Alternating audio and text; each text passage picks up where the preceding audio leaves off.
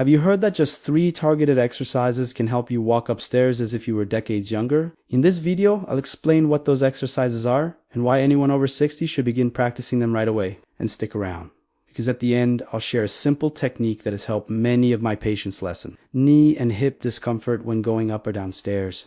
Before we start the exercises, let's look at one important reason. Stair climbing often becomes more difficult with age. The main cause is something called sarcopenia, which simply refers to the gradual loss of muscle that naturally begins after age 30. The decline speeds up after 50, and it weakens the muscles in the thighs, hips, and knees, all essential for moving safely on stairs.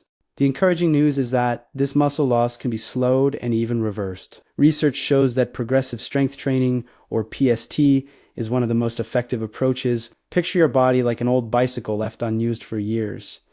The chain stiffens, the tires flatten, and the pedals resist movement. Once you clean and tune it, the ride becomes smooth again. Strength training works the same way, restoring muscle function and making hills and stairs easier to manage.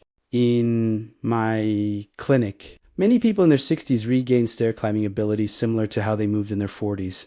Now that you understand why muscle strength matters, let's go through 3 key exercises that make climbing stairs much easier. Exercise 1 focuses on the 2 largest muscles involved in stepping up and down, the quadriceps and the glute muscles. Both can be strengthened with a single movement. Start seated on a sturdy chair with feet about shoulder width apart. Move forward so you sit near the chair's edge.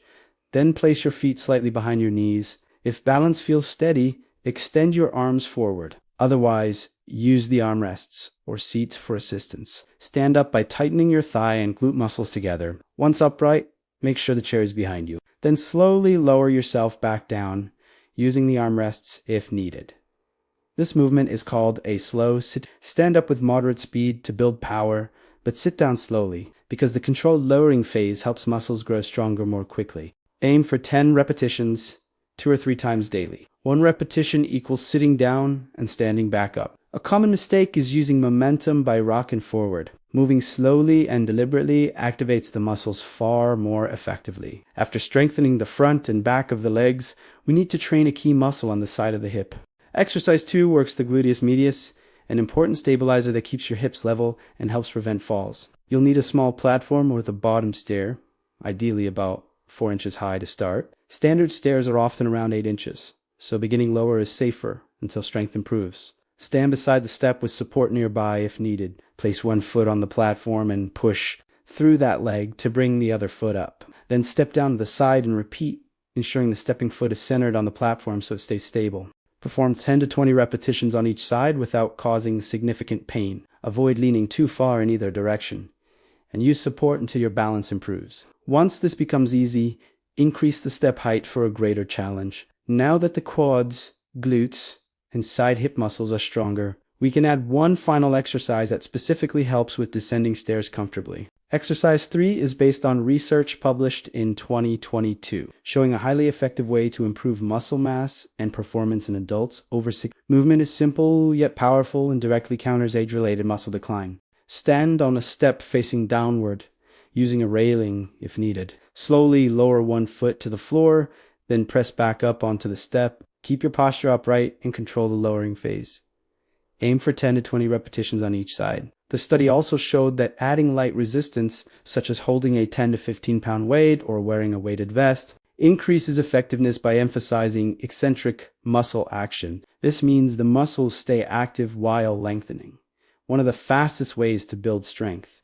As you perform the movement, keep your knee aligned with your foot rather than collapsing inward to avoid knee strain. This exercise closely matches real stair movement and is excellent for building the exact strength needed. Before we finish, here's a final tip that has helped many people climb stairs with less pain, even after surgery. 2 common mistakes are pulling up heavily on the railing or trying to push straight upward. Both positions leave your body weight behind the step, making climbing harder and increasing fall risk.